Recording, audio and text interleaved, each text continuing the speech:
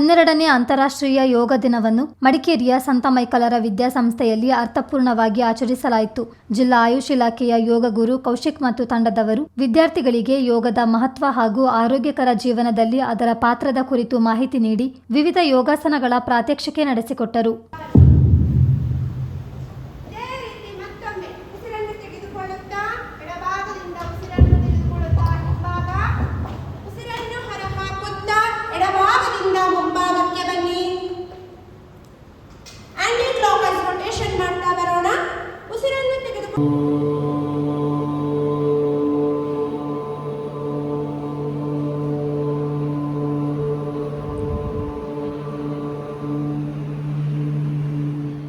ಕಾರ್ಯಕ್ರಮದಲ್ಲಿ ಸಂತ ಮೈಕಲರ ವಿದ್ಯಾಸಂಸ್ಥೆಯ ವ್ಯವಸ್ಥಾಪಕ ಪ್ಯಾಟ್ರಿಕ್ ಝೇವಿಯರ್, ಸಂತ ಮೈಕಲರ ದೇವಾಲಯದ ಸಹಾಯಕ ಧರ್ಮಗುರು ಜಿತುನ್, ಪದವಿ ಪೂರ್ವ ಕಾಲೇಜಿನ ಮುಖ್ಯಸ್ಥೆ ಪಂಕಜ, ಪ್ರೌಢಶಾಲಾ ವಿಭಾಗದ ಮುಖ್ಯಸ್ಥ ಜೆಫ್ರಿ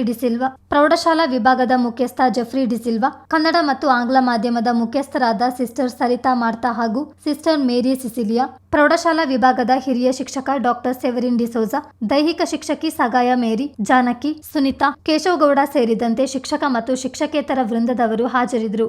ಚಿತ್ತಾರ ನ್ಯೂಸ್, ಮಡಿಕೇರಿ.